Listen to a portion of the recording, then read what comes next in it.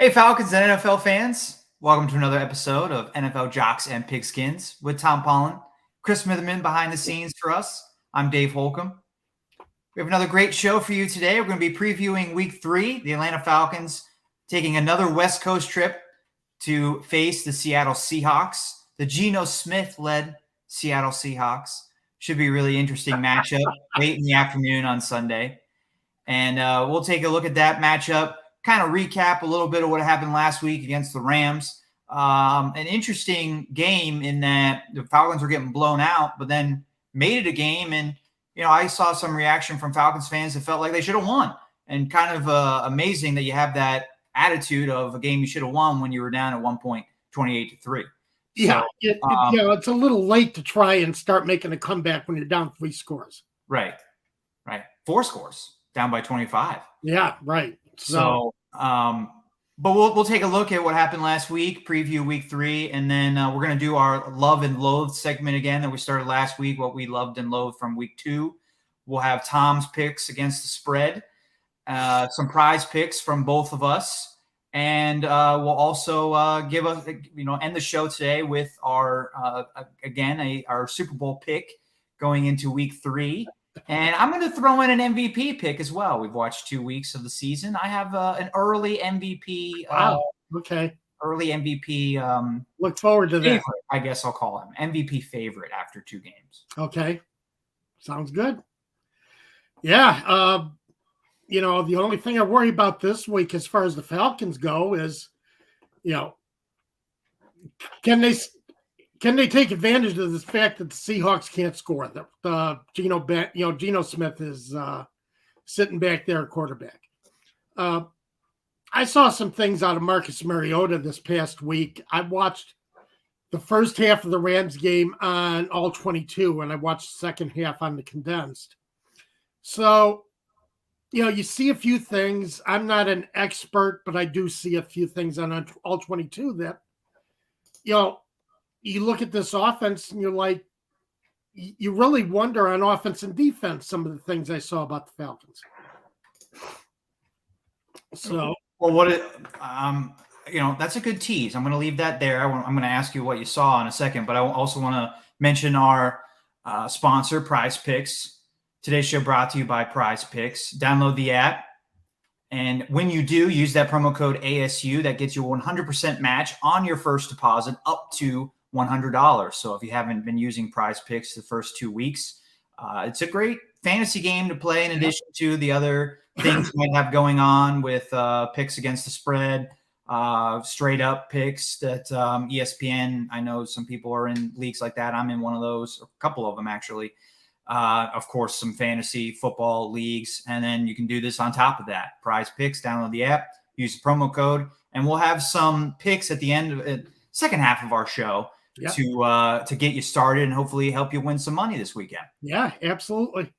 And they give you a great incentive to sign up. So, it's time you're starting to see some of the things that these players can do in games, get an idea for who's playing this year, who's not, who's having problems. And, you can start taking advantage of some of that this weekend if you sign up.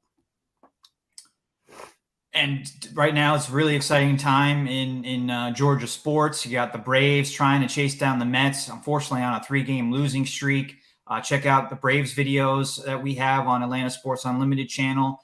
Georgia is playing right now, and Tom, they waited 19 seconds in this game to score their first touchdown. Wow.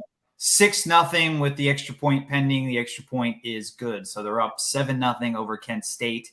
They're playing right now on ESPN+. Oh, for crying out loud. Kent State?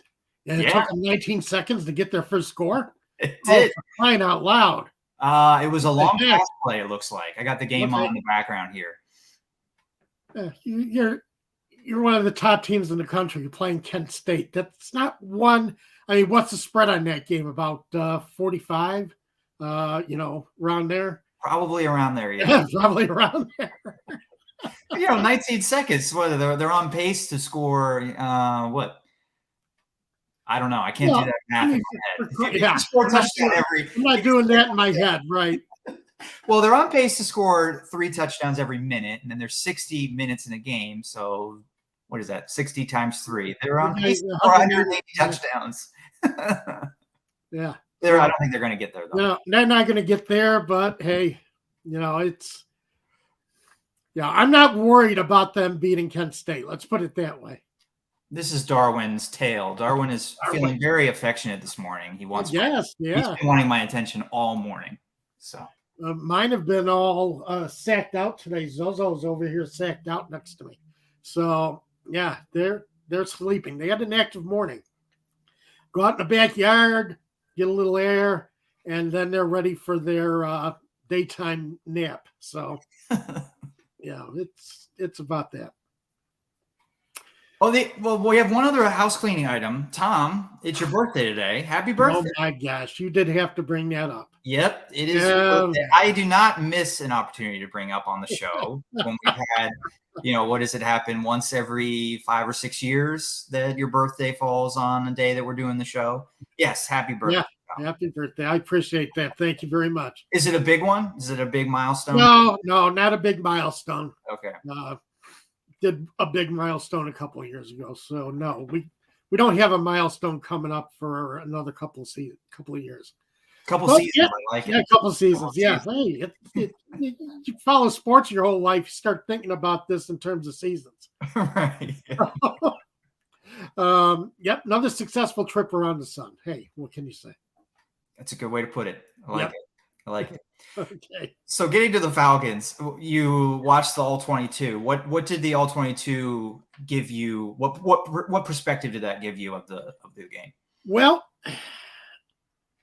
it kind of slows the game down because you get two perspectives. You get the sideline perspective. You get the end zone perspective on each play. And one of the things that's frustrating, especially in the second quarter on a drive where they ended up completing with a field goal, is that Mariota looks late. If he doesn't see a guy right away, he's late in getting to his receiver. Parker has, the Falcons are inside the 25. Parker Hess blocks down and then pops up, on the right side, pops up, and he's wide open on the right side. And thing is, he's got clearance to do some running too. But Mariota doesn't see him, doesn't get him the ball. He sees him, but he doesn't get him the ball until two defenders are already bearing down on Hess. So Hess gets the ball. He can't go anywhere. He doesn't have any more space to make a move. He doesn't have space to react. Again, with Kyle Pitts on the goal line. Yeah. Pitts was not open to start that play. However, Pitts broke open, kind of came back to Mariota, and was open if Mariota got him the ball. And Mariota has the arm to have been able to get him the ball. But Mariota, again, was late delivering the pass. And by the time he delivered the pass, Pitts was covered. So, you've got to be quicker on the trigger with some of these passes than Mariota's been. And that's the frustrating thing, plus his inaccuracies. Now, the pick six to, that got intercepted came off Cordero Patterson's hands. The ball was over Patterson's head, which is not easy to do. Now, granted, Patterson's got to bring that ball down. But at least not tip it in the air. Right, at least not tip it in the air. He looked like he was trying to tip it maybe to himself, but he ended up tipping it to the other team. But, you still – Chris? Oh. You still want to you got a guy who's as tall as Patterson is. You don't have to hit him so high to be able to get the ball over the defender's head and still get and still get the ball in Patterson's hands. So, I'm not putting blame on Mariota for it. Patterson should have hit, a receiver gets his hands on the ball. He should be able to get bring the ball in. Mm-hmm. But, and I've always believed that. But, could have been a better throw. But, and other times it's just he completely misses guys. I completely missed Ferkser on a pass. It's very frustrating to see him miss open men. On defense, Dean Pease was not fooling the Los Angeles Rams. Matthew Stafford was picking apart holes in the Falcons defense, in the Falcons zone coverage. And that's the frustrating things to watch when you watch somebody vacate a zone and see Matthew Stafford going right into that area, with a successful pass. It's very frustrating to watch. And, the Falcons earned it as far as being down early, being down 21-3 at the half. They didn't deserve to win this game. You can't fall that far behind and all of a sudden decide you want to play. You can't do that.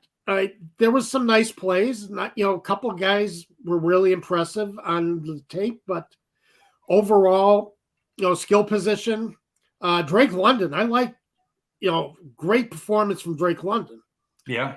But see, Mariota can deliver the ball if he's delivering the ball to somebody who's in his vision from the start. If the play is designed to go to Drake London, Mariota can get that ball out in time because he's used to seeing the ball, used to seeing things in rhythm. If he needs to go down to his second or third reads, that's when Mariota has a problem. I think that's a great point, and it leads me into this question, the question that's being asked by Gary about Kyle Pitts, and I think we're going to spend a lot of time today talking about Kyle Pitts. What is going on with Kyle Pitts? And I think you might say that, I don't want to put words in your mouth, Tom, but based on what you just told me, you're telling me that there's not enough plays designed specifically to go to Kyle Pitts. Yes. And Mariota isn't able to go off of his first read and then find Kyle Pitts open. He's not that quality of a quarterback to do that. No. And the follow-up question is, why isn't Arthur Smith designing more plays specifically for Kyle Pitts? That's the other thing that stood out to me. Because Pitts is not the main target on a lot of these plays. Yeah. Pitts is not the primary receiver on a lot of these plays. He's got Pitts back blocking a lot, or Pitts blocking and then going out short to try and get Pitts in the flat. But again, Mariota is not going to look that way right away. And if he does, he's slow to get the ball out. So, yeah, I think the problem with Kyle Pitts is that Arthur Smith is not calling it for Kyle Pitts, where Kyle Pitts is considered one of the primary targets. And it was ridiculous for me to watch Kyle Pitts because I was zeroing in on Kyle Pitts a lot when I was watching the All-22. Yeah. And I was amazed at how few times it looked like Kyle Pitts was one of the primary. I think Pitts is getting open. I think Pitts is, able to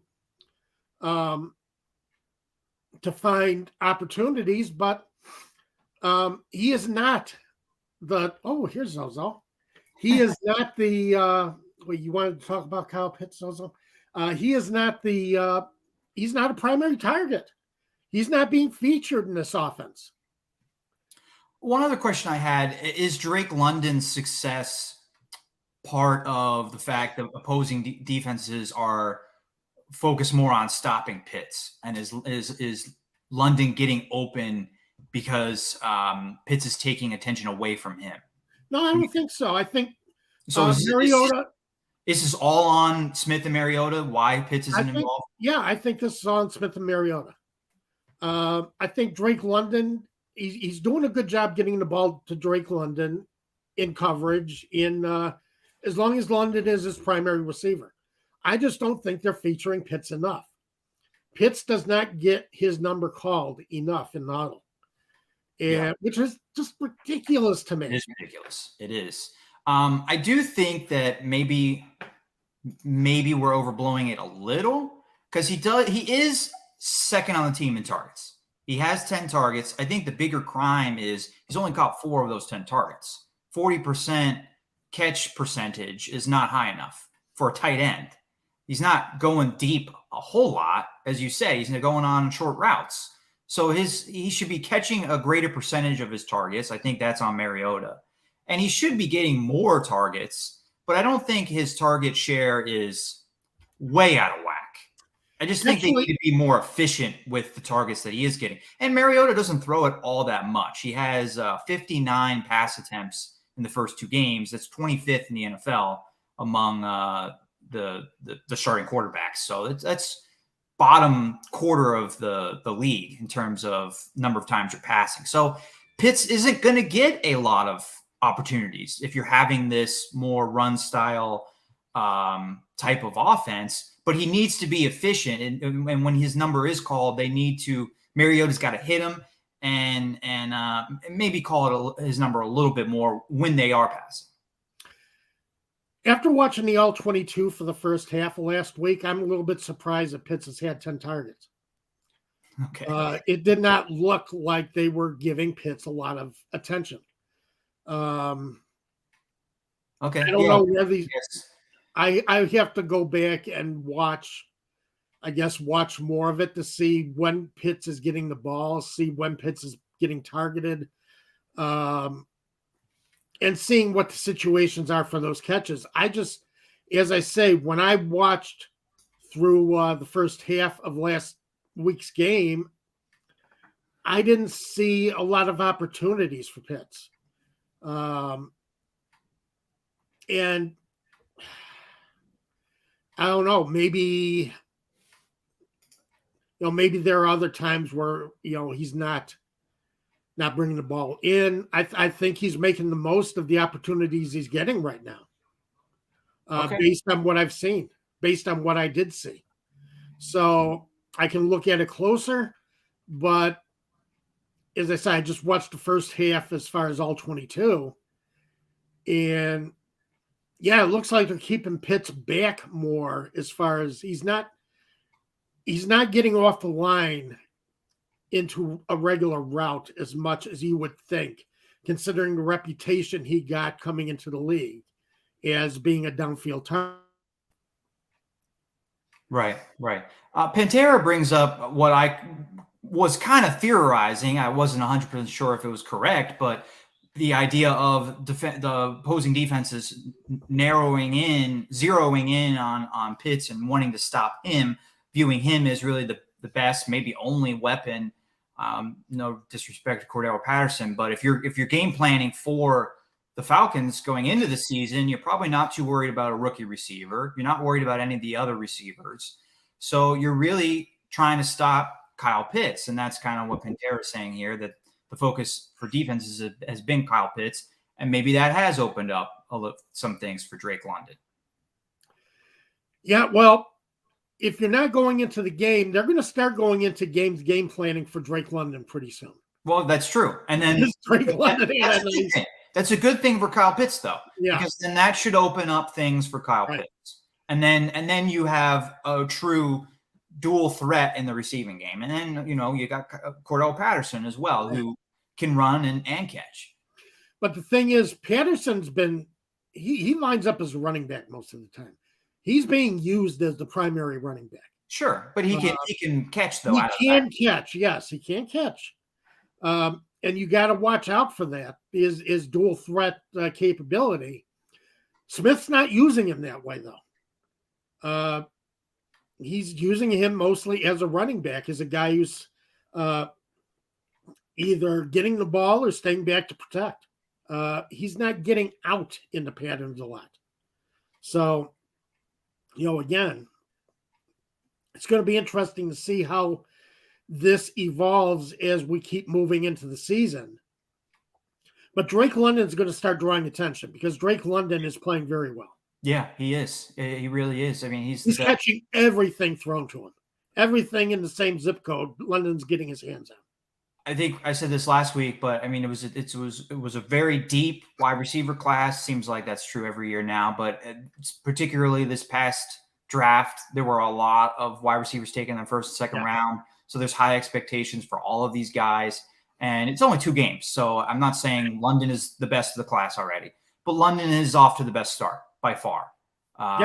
Garrett Wilson had a really nice fourth quarter for the Jets, and I think he's second right now in the class, but Drake London is clearly the number one guy in the class after 2 games. Of course, when your quarterback has thrown 100 times so far in 2 games, it's easy to kind of be that show off, be that, to look good as Talking far about as rookie wide Flacco receiver. and Garrett Wilson. Yeah. Flacco's thrown over 100 times in the first 2 games. Yeah. So, Well, they needed to, unfortunately for them. yes. And it worked. Somehow it worked against Somehow it worked last week. Yeah. Yeah. Unbelievable, that game. It really was. It's one of the things I've got coming up to talk about in the love-loathe section. But wrapping up the Falcons, did you have any reaction to Arthur Smith's post-game this past week? I did not see his post-game. Okay. We talked about his post-game last week, and we both were critical of it. I think some people were critical of Arthur Smith, his answer to why Kyle Pitts hasn't been more involved. And initially he just said, well, it's not fantasy football. We're trying to win. And then he went on to explain a lot more of what he means. And I mean, it's a long quote. I don't know if I could read the whole thing, but in summary, it basically was talking about how his mindset and the game plan of what they're trying to do and the mismatches that the Rams were bringing with Aaron Donald and the blocking. And maybe that's what you're talking about with Kyle Pitts blocking a little bit more. But and then he brought up some big plays for some of the other receivers that were made. So I think Falcons fans who are criticizing Smith for the fantasy football comment this past week also probably blown a little bit out of proportion. But I do think Smith does have to involve Pitts more. He does. Today, that is the takeaway. And I think that he kind of thought about it a little bit more and gave an even more thorough answer and talked about involving Kyle Pitts when he talked to the media again on Tuesday. Well, that's the thing. And the media is not bringing this up because the media is thinking about fantasy football. They don't care. Right. They want to know more about how Kyle Pitts is being used. They're up in the press box. They can see it. So they're asking that direct question because, again, the media is doing the job for the fans. The media has to ask these questions because that's what the fans want to know. That's what the fans want to find out. The fans want to know why things aren't working. Certain things aren't working with this Falcons offense. And, Smith is doing a good job of deflecting that so far. Yeah. But it's going to catch up with him eventually.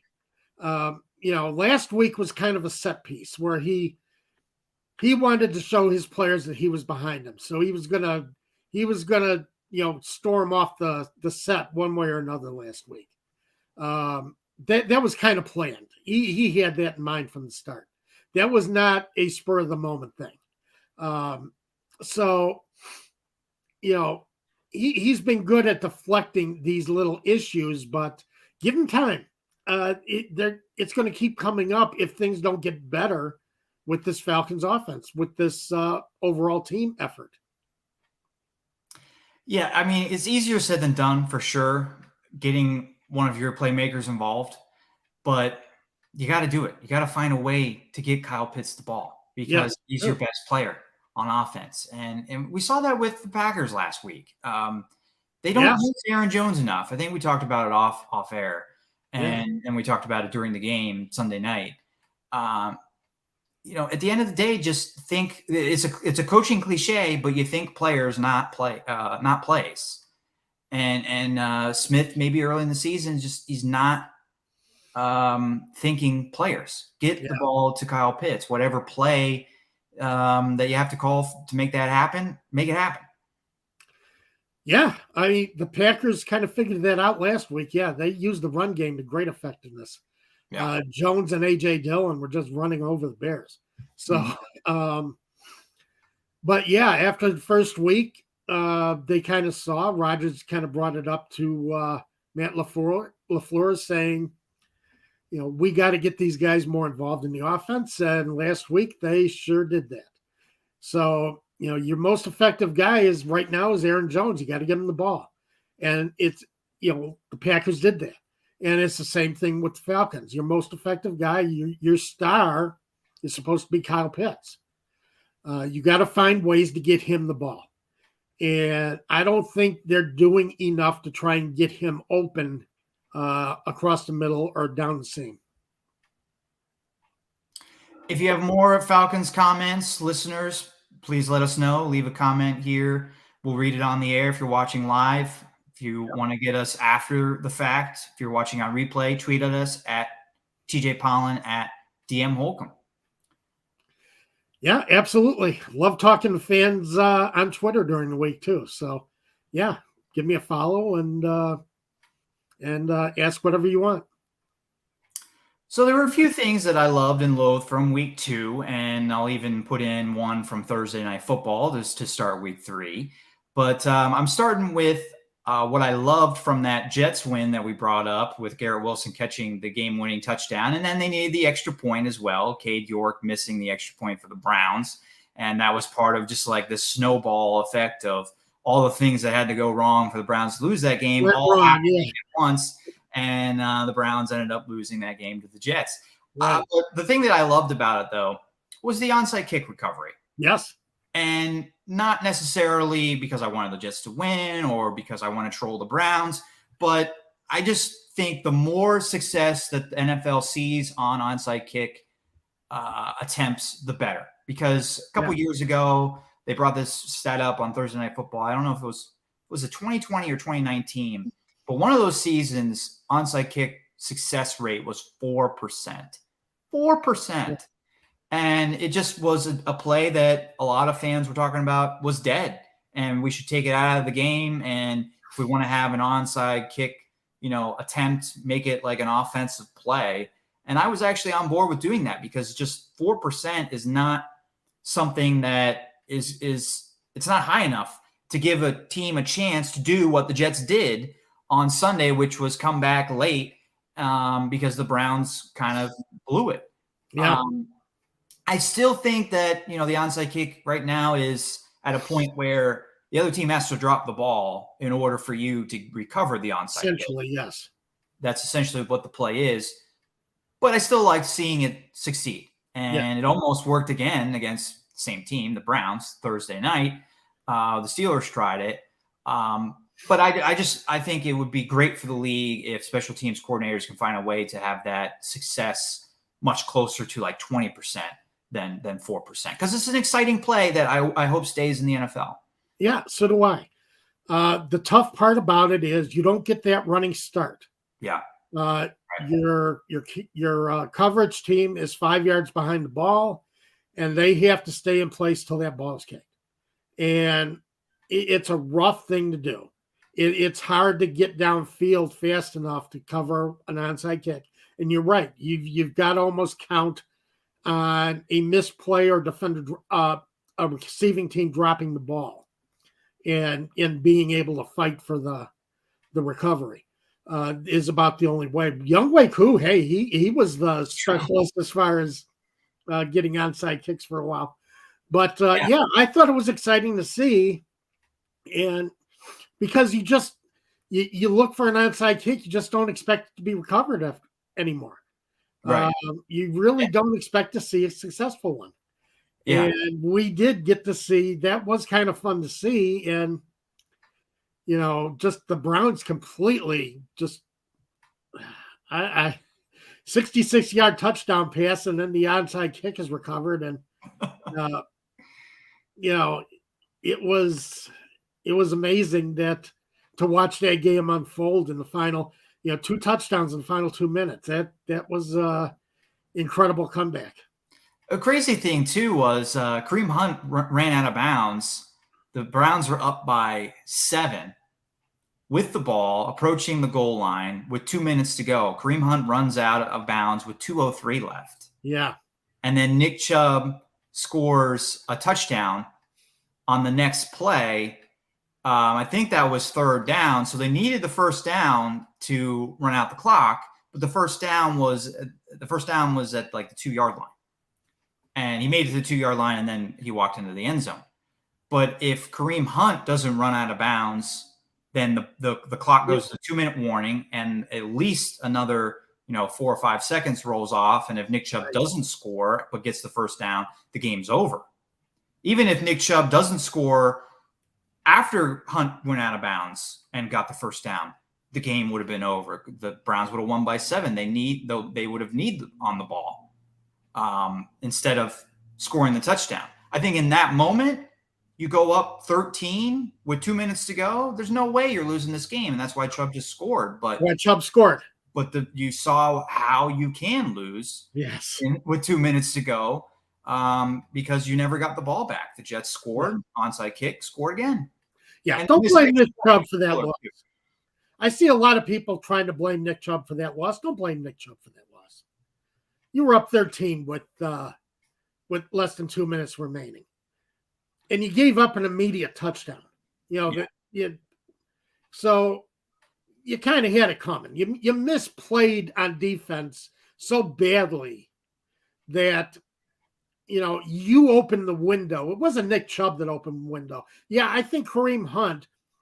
But see, again, you got to look at the coaching. Why is Kareem Hunt running outside? When you're coming down to the 2-minute warning, why are you sending him outside? Why is he not running between the tackles?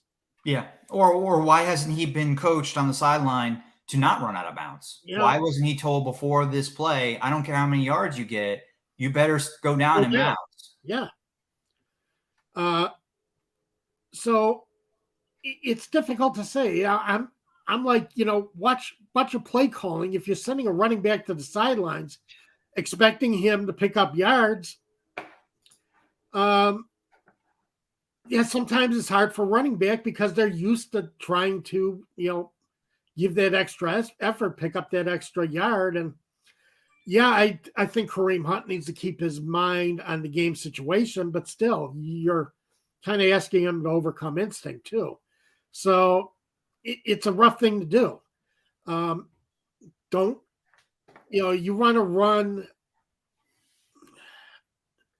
I just think in that situation, why are you running around tackle? Field goal, puts you up ahead 2 scores. You really have, you don't need, you can cut your offense down a little bit and you're still doing okay. So, I'm a little bit more critical of the play calling on that one. And again, Nick Chubb is going in because he's like, all right, this is the capper. We win. Yeah. I've scored the touchdown that kind of caps this thing off. But he doesn't expect his defense to collapse like that. Right. Yeah. No, I agree with you. Can you guess what my last 2 things that I loved in week 2? I think you should be able to get one of them. Second one, kind of tougher. Oh, well, let's see. Give you a few seconds. Well, Jeopardy theme.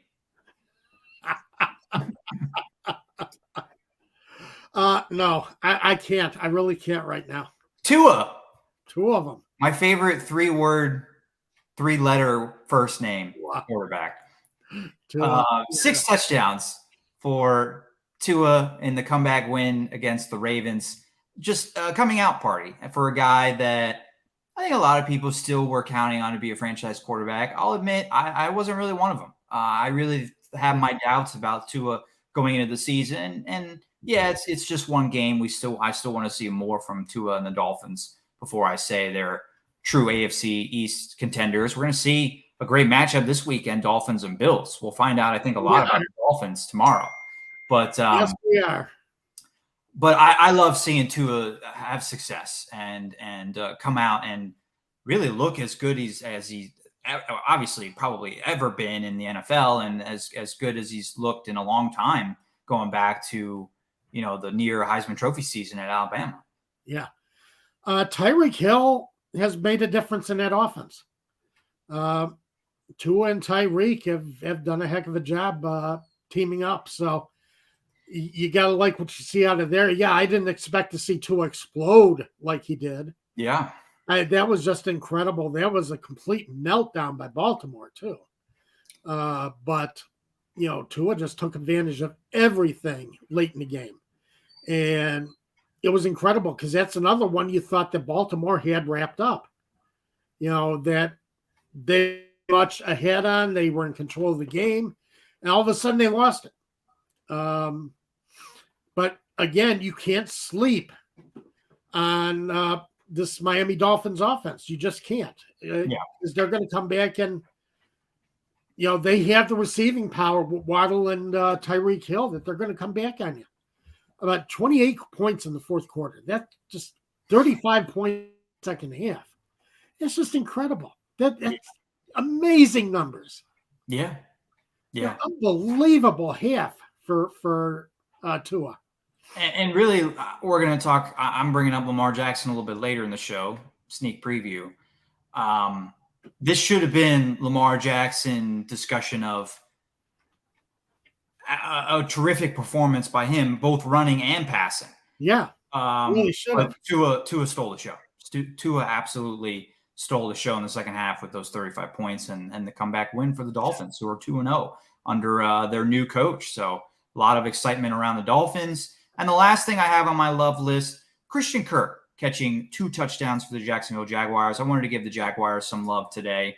Yes. 24-0 win over the Colts, who are favored or were picked to be the favorite in the AFC South. And they were. They had 2 duds to begin the season.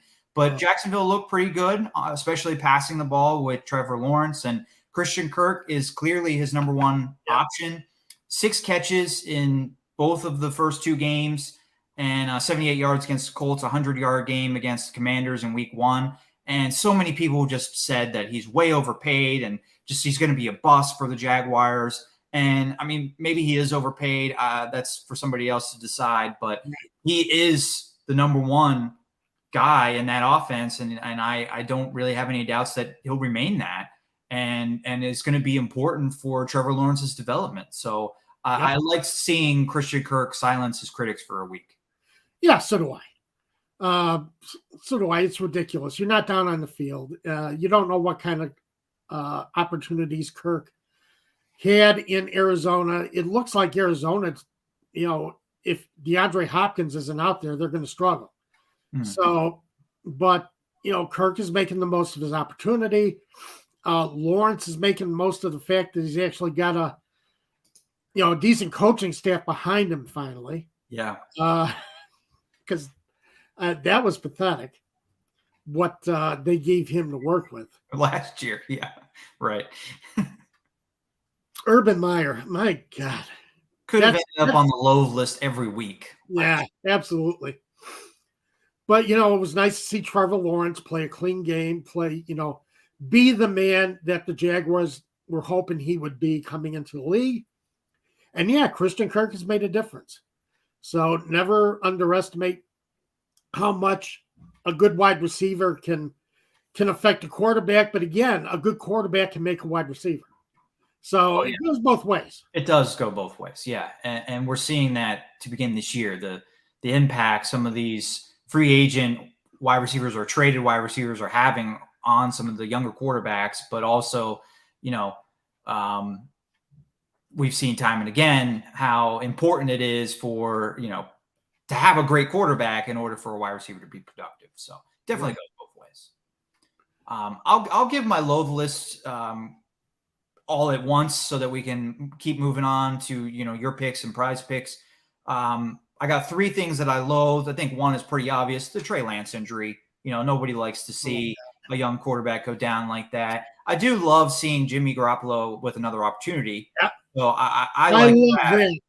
But, in his second start, Trey Lance being out for the rest of the season now, and he's going to face questions of whether he's the solution or if the 49ers, if they have success with Garoppolo this year, which I think they will they just stick with Garoppolo next year? There's a lot. That's a messy situation, and it's really just because Lance got injured, not because of anything that he did with his play. So I did not like seeing that. The Bengals offensive line is a big issue again. And you loathe to see that because of Joe Burrow. And I really think that Joe Burrow is going to get hurt again with the number of hits that he took. As a Steeler fan, I was like, it's great. He got hit, in week 1, and it's because of the Steeler defense.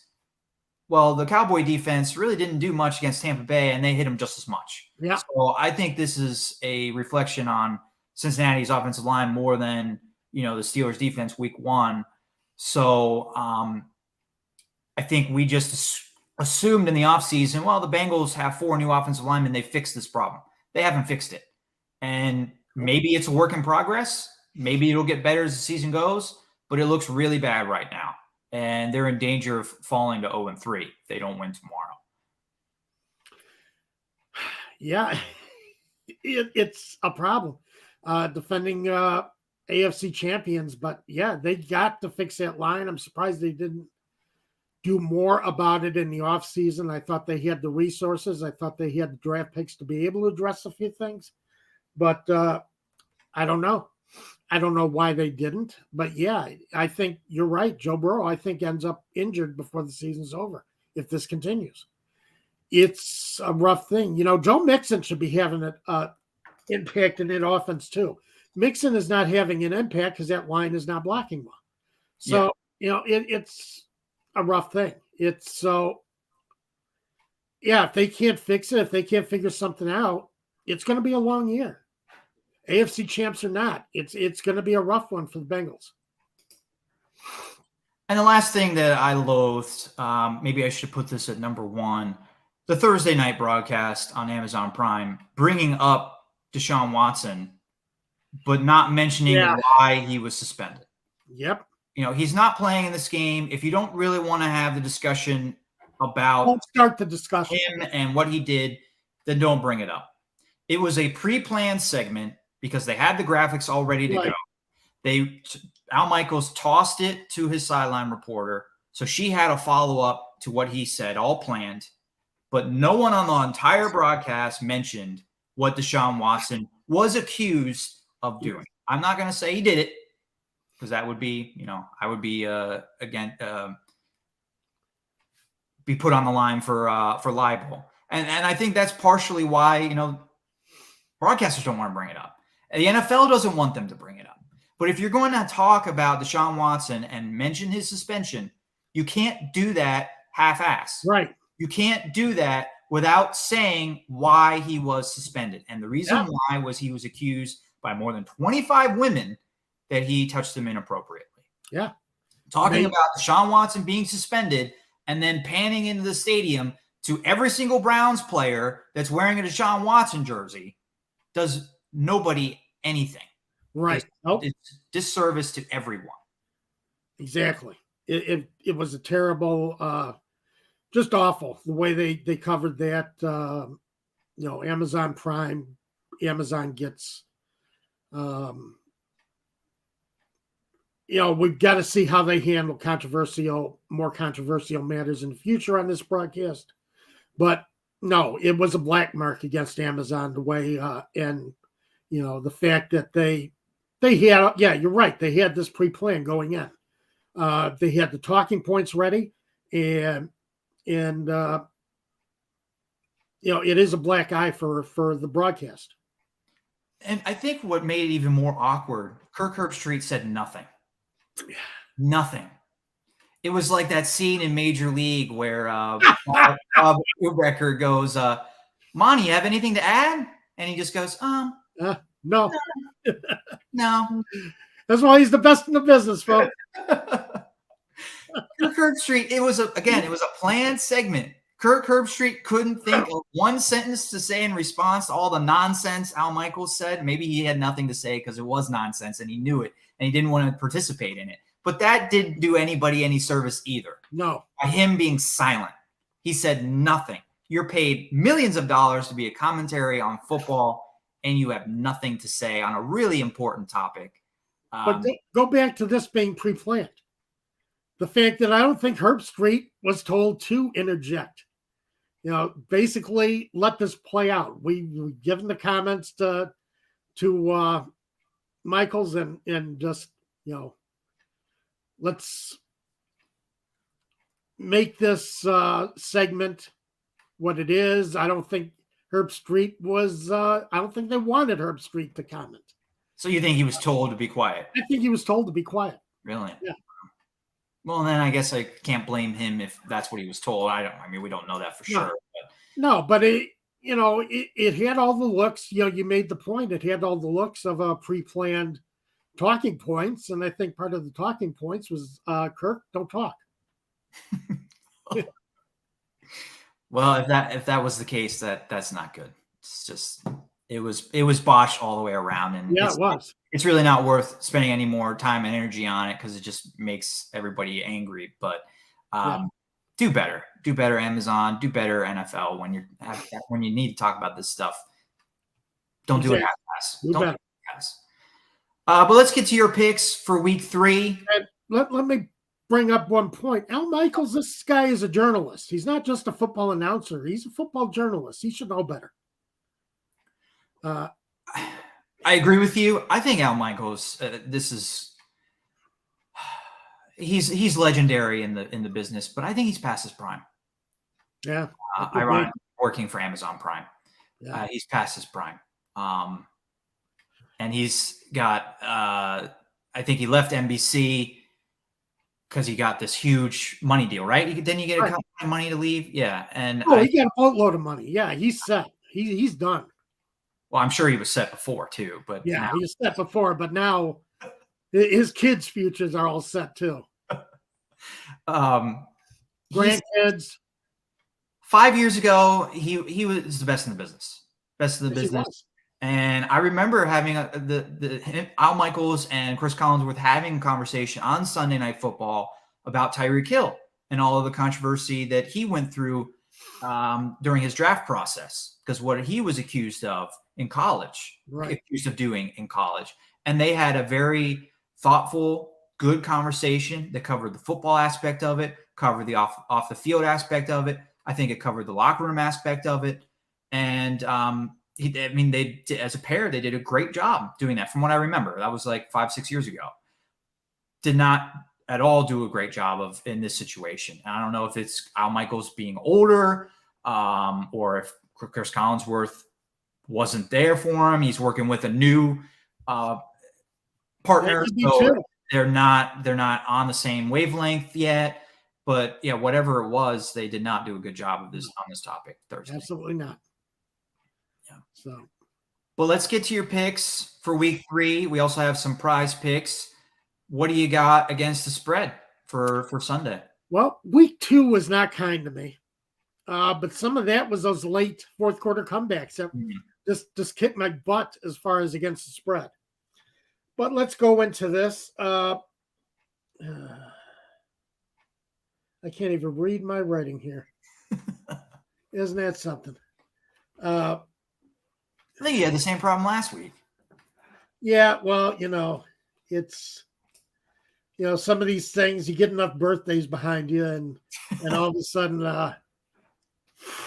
the Ravens, Baltimore Ravens, that's who I was wanting to take.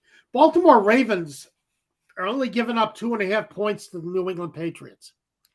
Now, you said earlier that you expected last week it was looking like more of a Lamar Jackson come-out game. Yeah. Jackson kind of showing the moves that he put on in his MVP season. Well, I can't see the Ravens defense falling so seriously to Mac Jones. I like the Ravens. Again, I think minus that one half of football last week, they've been playing solid so far this year. I do not like how New England's been playing this year. Take the Ravens and give the 2.5 to the New England Patriots. Okay. Second game, Chiefs against the Indianapolis Colts. Chiefs are only favored by 5.5. Until the Colts show me different, this is not a team that looks like they are ready to come. It took them a while to get back into it last year. But right now, the Colts are last in points per play, last in points per drive, second in rushing yards per attempt. And that's what I didn't get. You're not running Jonathan Taylor enough. It's just ridiculous. You're having problems in the pass game. You don't have Michael Pittman last week. Yeah. Where is Taylor? Early on in that game, he wasn't doing much, and he did more in the second half when the game was over. I think that's that's the thing. By elevating this. But they ran him on first and second down last week, and then in the first half, and then they were at 3rd and 8. Yeah. Well, so sometimes you got to get a running back. You got to get him some carries so he can get his rhythm. And that does happen. Sometimes a running back, it takes him a quarter and a half to start getting into the game. But you got to get him. I used to hear it called sweat it up. You've got to get him that ball and get him into the rhythm, get the line into a rhythm, and then things start falling together for your offensive line and your running game. I agree with you. It's just hard to do that when you're going 3 and out. If you're giving Taylor the ball on first and second down, and then you're at 3rd and long, you have to throw, and then if you don't convert, there's no more plays until you get the ball back. And then the process repeated for the Colts. Taylor can catch the ball too. That's true. Taylor I think they have very good hands. They need to use Nyheim Hines more. He's the yes, they do. That's true too. And he had 3 targets or 3 touches or targets on the first drive, and then he played like 9 snaps the rest of the game. Yeah. 10 snaps the rest of the game. It's a very young, very inexperienced group.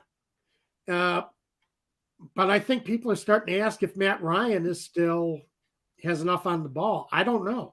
It's going to be interesting to see as we move forward. Is Matt Ryan finished?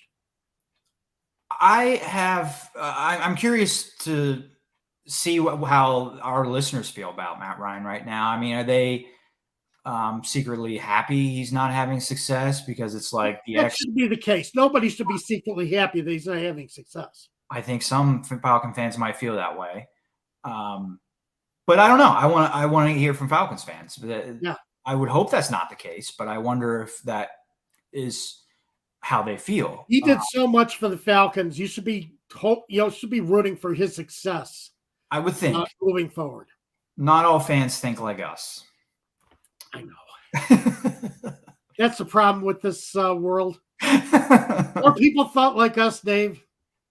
This would be such a much better place. I tell you. In some ways, yes. In some ways. But my take right now on Matt Ryan, he is at this point in his career, he cannot elevate an offense. I think we're seeing that. Yes, he cannot elevate. We thought he was going to arrive and he was the missing piece on an already great offense, and that's not the case. It's just simply not the case. And that offensive line is really underperforming. If they start performing up to their snuff, it's the most expensive offensive line in the league, and they've looked bad. Well, for a long time, it was one of the best offensive lines in the league too. So if they become a top 5 or top 10 unit by the end of the season, Matt Ryan's going to look a lot better. But we'll see if that happens. Right now I have their offensive line rated as 25th in the league. I think that might be a little high.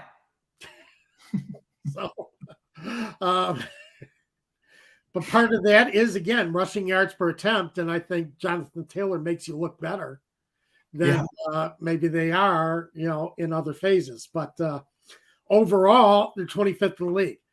Matt Ryan, he's got the worst quarter passer rating in the league. Did you ever think you would ever see Matt Ryan 32nd in passer rating? No. No. The Chiefs are first in quarterback rating in the league. But what a surprise. They are also very good on defense, not spectacular, but they can hold down defenses. Their run defense is impeccable.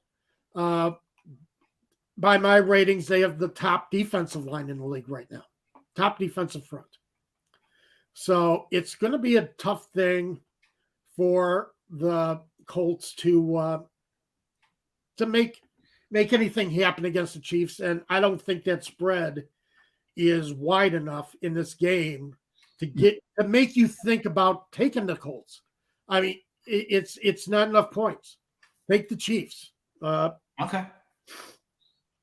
Bills 5.5 over the Dolphins. Bills have a lot of defensive injuries, which kind of makes me double think about whether I want to take this. Problem is, Josh Allen always performs well against the Dolphins. Right. He owns the Dolphins right now. Just like Rodgers owns the Bears. No, don't even say that. You're thinking it. I wasn't going to bring it up, but you were thinking it. I know. I was thinking it. You're right. Because they brought it up like 10 times. Yes, they did. I was like, geez, the Bears fans are ready to turn this broadcast off. Oh, Bears fans, no, they were not they were not feeling very generous to the I don't blame them. I mean, it's true. And if you want to bring it up once or twice, sure, because it's true. But the 8th, 9th time you're bringing up Aaron Rodgers owning you, like, cool it, Chris Collinsworth. Yeah. Cool it. Exactly. Oh yeah, Bears fans really wanted to shut Chris Collinsworth up last week. But I mean, the Buffalo Bills, you wonder if any spread can contain them. They just destroyed last year's number 1 seed in the AFC and just took them apart, made them look terrible. Yeah. Tennessee Titans look like a team that was on the rebuild that really is on a downhill slide. Maybe they are. I think they might be, yeah. But man, Josh Allen had 2 incredible games, and I don't think it's going to be as easy this week. But I took the Tennessee Titans plus 10 last week. I thought they would at least make it a game and keep it fairly close. They were just out of the game before you knew it. Yeah. So right now, there isn't a spread that can contain the Buffalo Bills. They're only favored by 5.5, probably because of defensive injuries. But I still say it's worth taking them because that offense is just powerhouse. All right. So you've got the Ravens, Chiefs, and Bills. Okay. Yep. No outrageous spreads this week. I was surprised. 5 double-digit spreads last week. No double-digit spreads this week. So I was a little surprised at that, considering some of the results we had last week. Yeah. Well, there were a lot of big leads that evaporated late last week. Oh, that was so frustrating. That killed me. Yeah. On my picks last week. Picks against the spread.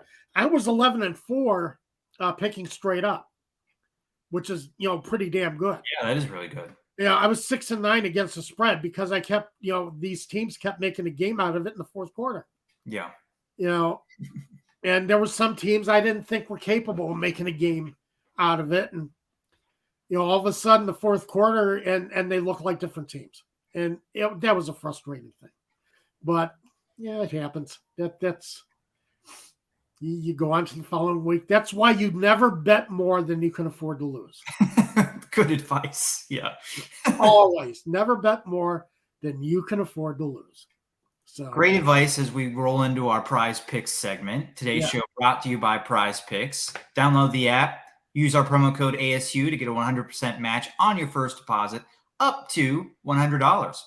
I'm going to participate today, Tom, with Prize Picks. Oh, no. Yes. Oh, wow. Here we go. I meant to participate last week, but I misplaced my login information for Prize Picks.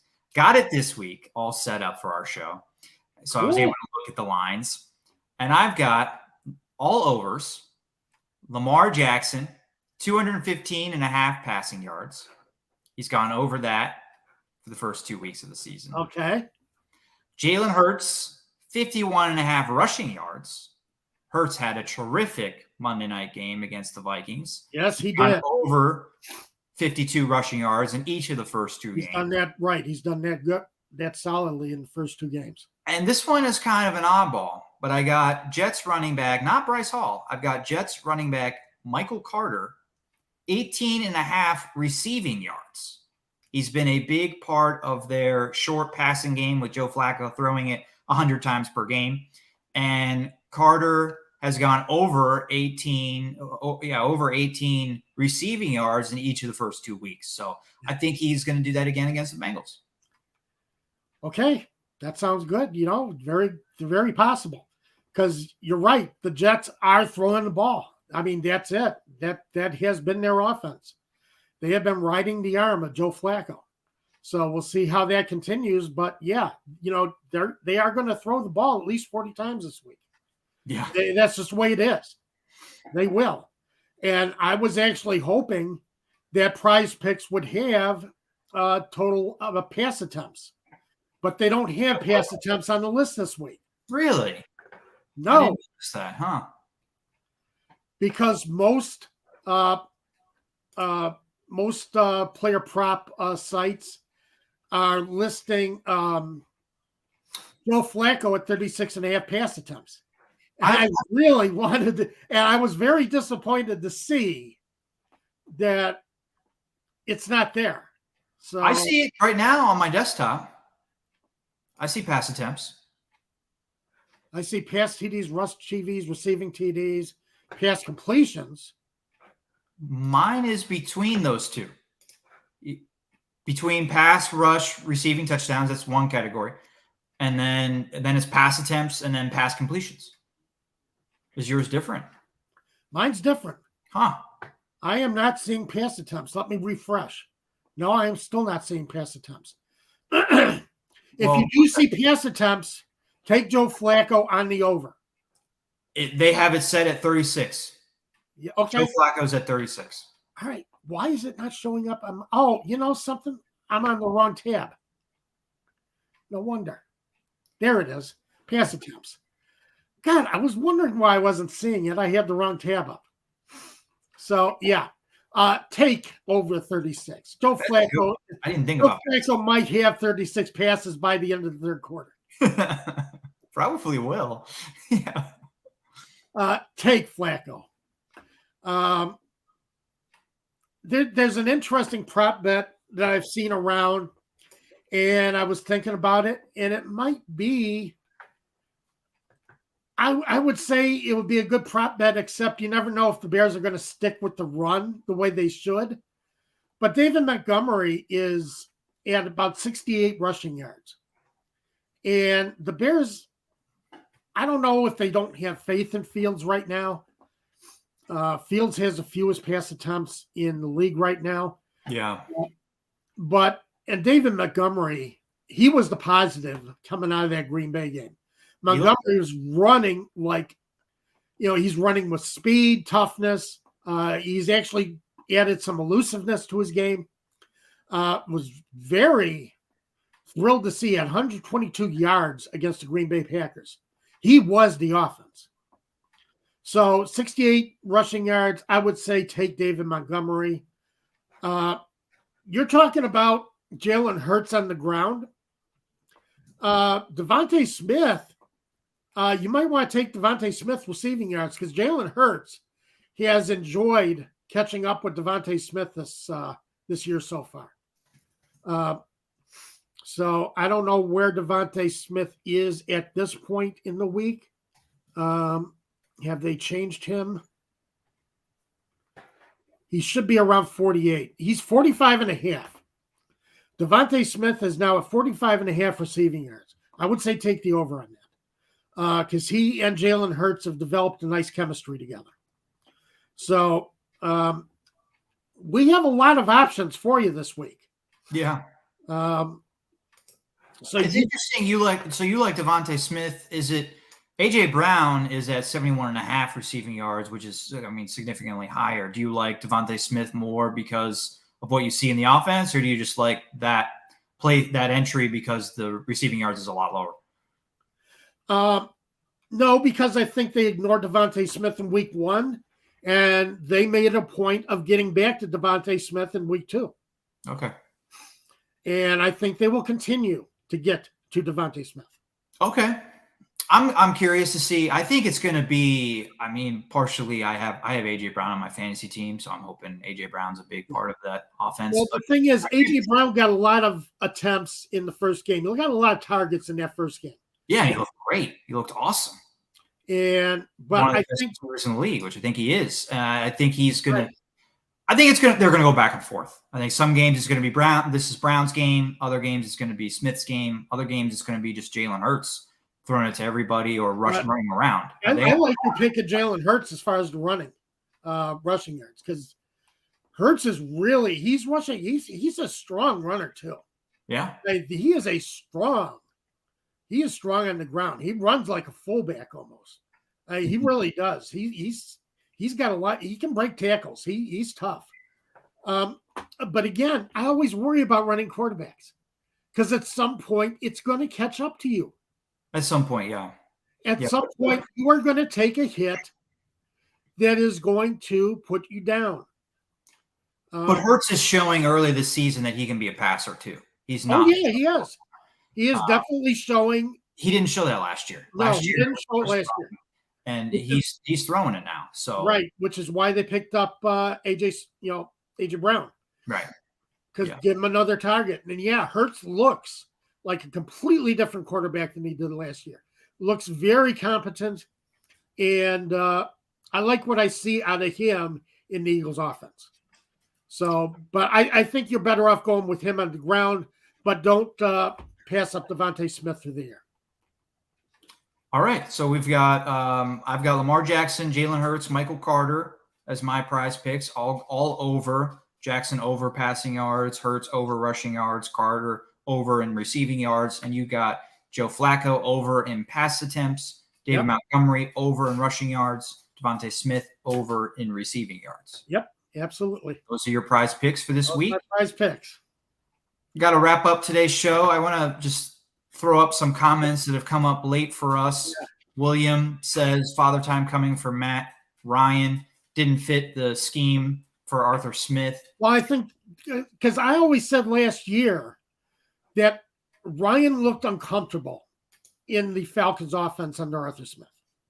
So, yeah, I agree with you, William, that I don't think they were always on the same page. But we'll see how Ryan continues as we move forward because it's looking like a rough season for him so far. Tony said responds to William, says that what I kind of said, the O-line problems are the big thing right now for the Colts. Again, they're the most expensive offensive line in the league. When you play a sport that has a salary cap, where you put your money, that has to be the best part of your team. That part of your team cannot underperform, and that's what the Colts are dealing with right now. An offensive line that's not living up to the percentage that it's taking up in the salary cap because you can't make it up anywhere else because you don't have the money to do that in other positions. But see, I think a great place to spend your money is offensive line.